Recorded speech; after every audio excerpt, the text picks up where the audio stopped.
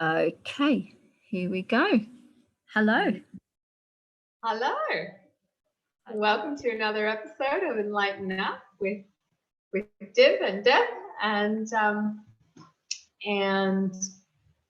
Deb's been experimenting with recording her meditation, so we thought we'd chat about that today. Yeah. So it's every morning this week, I believe.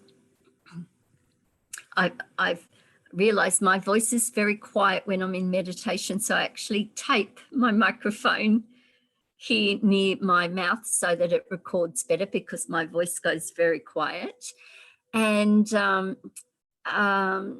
many people who know me know that I have the intention to sit in the morning and seek guidance, even though my mind might already be planned for what's important in the day and what do I need to do and so forth. Let me just kind of check in at a deeper level, get some clarity on some question I might have, check, what are the instructions for the day, or so forth.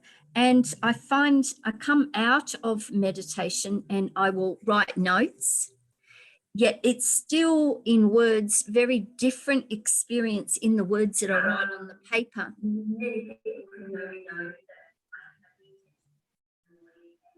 If you didn't X out of it, it would be playing in another window. What's that? If you didn't X out of it, it'll be playing in another window. Okay, let me see if I can find that. Well, this is interesting to hear it again in another window. Oh, that's why I'm saying X out of it. You don't close that tab, then it'll play in another. There you go. Okay. Thank you. I love our courageousness and willingness to learn on the fly. I love it. I love it. So many people are like, can't do this thing, got to get it right. And we're like, whatever, so let's just have a go. Yeah. I love experimenting. Oh my goodness, the things that I've discovered because of being willing to experiment. This is an experiment too. What will happen if I actually speak it out loud? What will be different? So I find when I come out of meditation, I don't know if you have this same experience, Steve, and other people who might be listening, but it's a bit like a dream where if you don't record the dream straight away, it seems to evaporate. Now, we could talk about the neuroscience of why that happens, because we're in a different brainwave. And so memory is state dependent. We shift our brain waves to another way of operating, so that's not available to us anymore. Hence the title, Degrees of Distortion, because I consistently find that, right? Meditation is about changing your brain waves. And then when you come out of meditation, is like, in my experience, it's like a fog that you can't quite get to the it's like it was kind of like this, but it's not the same thing. So it's interesting to hear your feedback now that you've been recording these meditations and you're able to directly, I know, like, access it in the state. In the moment, yeah. Yes. Well, and what it revealed to me the first time you sent it, I listened to it, the gaps between it. It's very interesting to look at somebody else's inner experience, because I had thought I have a quiet mind. I have a relatively quiet mind, and then as you're documenting each thing, there's these long gaps where there's nothing, and your gaps are like maybe 3 times as long as mine in the experience. And that's what I observed, because when I'm in meditation, I still I'm aware of this sound, I'm aware of this, I'm aware of these, I'm aware of this sensation in my body, and I've become aware of my, you're describing what your experience is in the moment. The minute you have a thought, you're describing it. There's no, so it's that real-time documentation, which has just been really fascinating to be able to listen to. Yeah. And so when I say I come out of meditation and I make notes, there's 2 things that I want to say about this. when I first started meditating and I'd feel like I'd get some download or some clear instruction, let's say from the universe or from deeper winds, it was really clear, do this. This is the most important, vital thing for you to do, for you to live and be successful. Here it is. You think, how could that, like, it's like God spoke to me and said, everything will be fine if you just do this one thing. You would think there's no way in the world I'm going to forget that. If God turned up and said, here, and you had this experience, and it goes. So I found that that was really fascinating. And now I understand about the brainwaves, of course, and I know memory is state dependent. That's why you don't access it. The other thing that I wanted to say is I say when I come out of meditation, I make notes. That's not exactly true. When I made the notes, I would make the notes in the meditative state or close to the meditative state. So I've opened my eyes and I haven't really come back to beta brainwaves. I'm still kind of sitting in the residual to write it. However, no amount of words can capture the experience. So I'd find that I spent, like 20 minutes, half an hour writing down an experience that was just momentary, right? And so I find this is really useful because as I listen to it in the state I was in, all that's encapsulated in the image and in the moment is kind of coded in that for me. And so while I'm back in beta brainwaves and I want to go, what were my instructions for the day? I can kind of hear it in real time, and it's enough for me to kind of bring it into consciousness. Yeah. The quality is very, very different when you have a recording versus when you make notes. Yeah, fewer degrees of distortion, and you're in it. You're documenting the experience real time, live time. I'm thinking though of those that sit to meditate. You know how we talk about when someone first begins meditation practice and everyone's clamoring to be seen and heard, and there's a lot at once. When you say everyone, you mean all of the team members in the internal experience are like, oh, she's here now. She's like, oh, I've been waiting to tell you this. Oh, yes. Yeah, right. That's why, hence the reason I call my meditations my morning meeting, like the team meeting. So that everyone has something they want to say because they haven't been heard, right? When you first start the practice.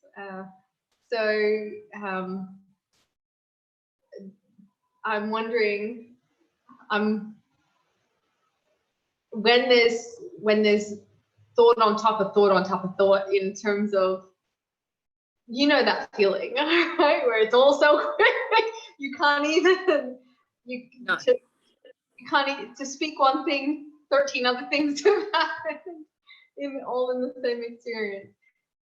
For that, I wonder what advice or what kind of sharing, what kind of offering we might give to those that are in that space, Yes. Well, what would we expect? As you said, what would we expect if we take over with a new CEO and we turn up to an organization where no one has, or very few have been heard and listened to, and we, the organization has just heard, we've got a CEO who said they're going to come see us, talk to us and listen to us. Yes, as we walk into the room, it may be quite chaotic. And I can imagine a great CEO kind of just being okay for a moment with everybody going, rah, rah, rah, rah, rah, and then saying, okay, no one's going to get hurt if we all try and speak together at the same time. So let's see if we can kind of put some system in place, or let there be an understanding that I'm committed to everybody getting heard. You're employed and got the job because you were recruited for that job, because you are the perfect one for that job.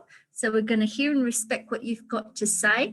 And we've got to work out some way to, so how would we work out then who gets to be heard first? Because clearly they can't all get heard at the same time.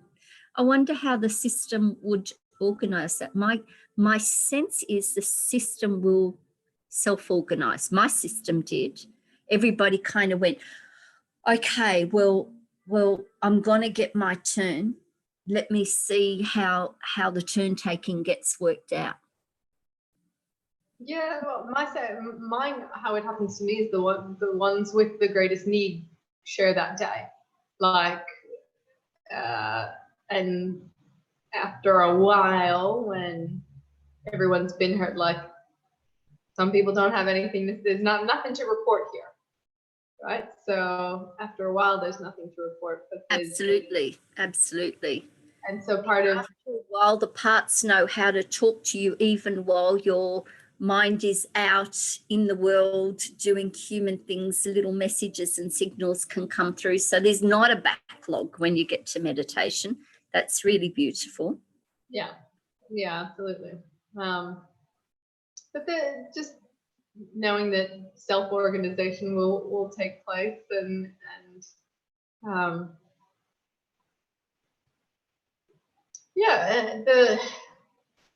really, because we're talking about degrees of distortion. So if we're talking about degrees of distortion, what we're really wanting to focus on is, how do you take the wisdom, the guidance, what you're getting in meditation, as close to raw and pure and source as possible, and hear that, honor that, acknowledge that, implement that, whatever, bring that into your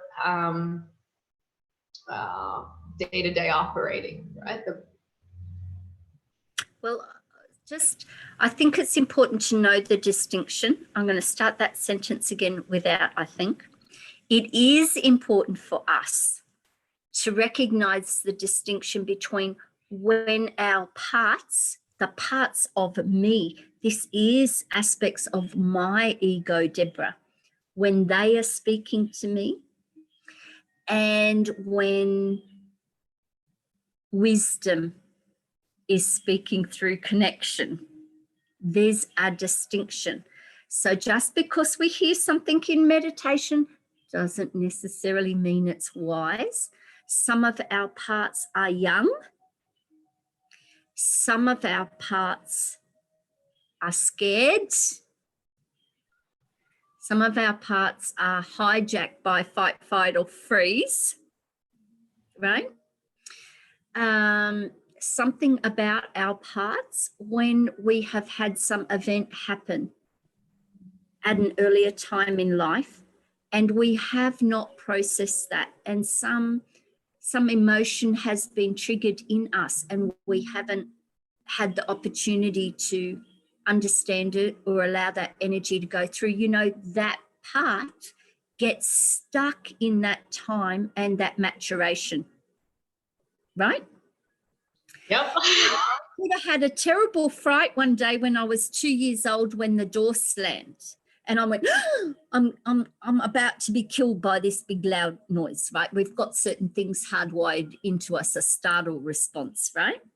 And if I didn't have the cognitive capacity to go, oh, that was just a door, right? That part of me who gets frightened by loud noises will remain 2 years old. It has none of your experience that you've got in the last couple of decades. It's 2 years old with the current capacity it had at 2 years old, right?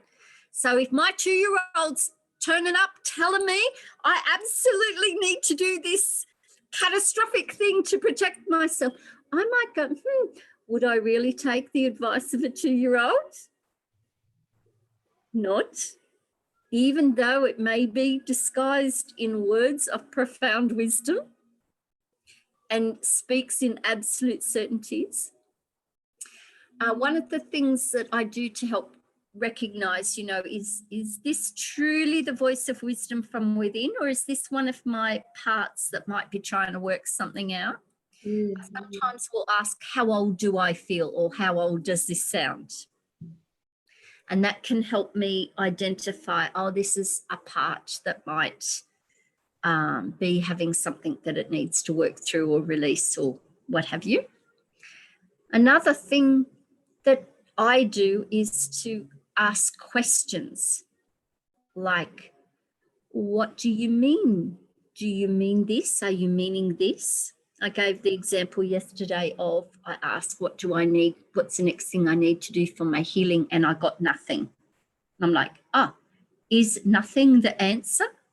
Do you mean I should be doing nothing from what I'm doing right now needs to change? And that was the answer. Sometimes I'll just say, I don't know what you mean. Like, how? Okay. Turn up and be faithful. What the hell does that mean for a real human being? You know, tell me something more, right? So that, you know, engaging with the parts with a real conversation can help to not have so much assuming and distorting. Mm-hmm. And one thing I've noticed is when the parts have things go, like once all the parts get heard, only then can it sort of settle into actually what is deep wisdom. And when there's like a time bound, let's say I only have 20 minutes to sit and meditate, sometimes that doesn't happen in the 20 minutes where it's that settling in to a deeper, more profound sense of wisdom. And that's something. I have shared that I have a metaphor in my mind of this organization with everybody who hasn't been heard for a long time. They got a lot to offer.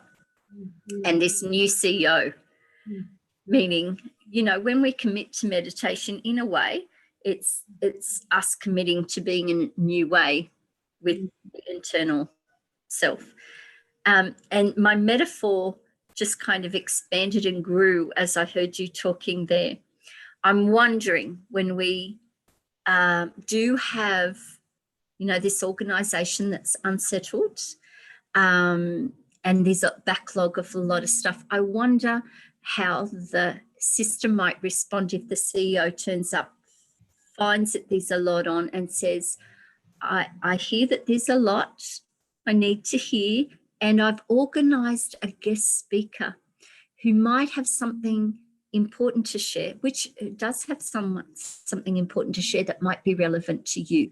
Could we give space to our guest speaker? And of course, I'm thinking of Hayoto, or the internal being, the indwelling being, okay, I have this message for you all first. Yeah.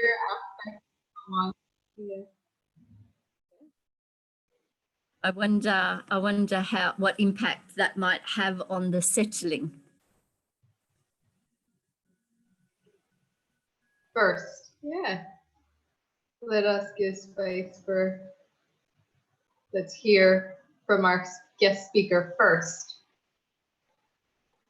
See if that's relevant for what question you might have, and yeah, whether that's helpful for you. Yeah, as a WISE director, there's part of it is communicating with the agenda with the team, and I had thought, let's let everyone get heard first, and then we'll hear from the one that's not impatient for anything, that's just like, I'm not going anywhere, I'll get here. I'll be here when you get here. So that quality. Yeah. Might try that. And it reminds me, I suppose, that was offered to me some time ago in my kind of evolving meditation practice. I remember turning up with some questions and I heard, wait. Do you remember when I shared this with you? And it was just like, wait, because How the you mind's would like, speak oh, to spot your dog. It sounds like when you would wait, like, you know, it sounds like that almost like. So it sounded like my indwelling being was saying, I know you've got all this stuff. This is important to do first. And so it didn't come from my CEO directing and, you know, communicating, but it came from the indwelling being itself. You know, a very streamlined way of saying all of that the CEO might say, I know you've got stuff to do and it's all very important. Would you be willing to hear the guest speaker first and see if that answers your question or is relevant? But it had the same effect. So, yeah. Yeah. Thank you for bringing that back to my awareness.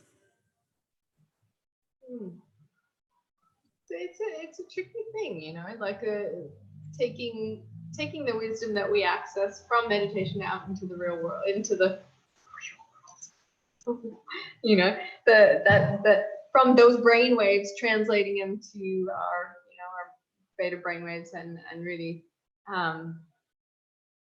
and alongside that knowing who's speaking, what kind of wisdom is, you know, is that we're hearing? Is it one of our many human parts that have various stories, or, you know, and all of that comes with time and practice, the ability to discern difference in tonality and the ability for there to be true quiet, because people are actually used to being heard, so they're not all clamoring for attention. Yeah. Anything more you want to say before we wrap up?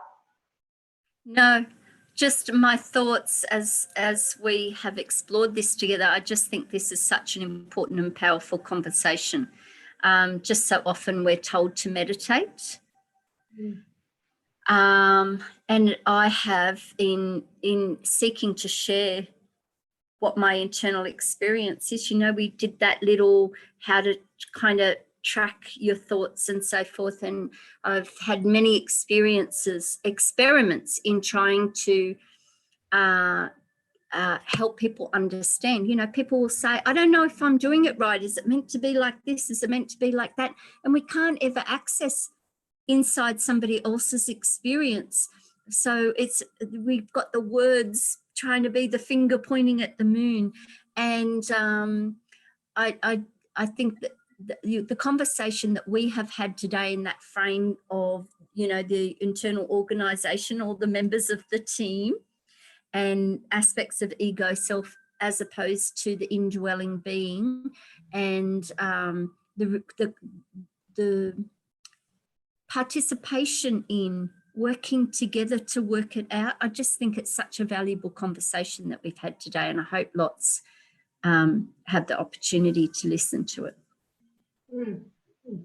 Well, our job is to record it. We'll see what happens from there. Done our bit. So, yeah. So thank you for those of you that are tuning in, watching live, watching later. And we'll be back next week with another episode of enLIGHTen. Bye for now. Bye-bye.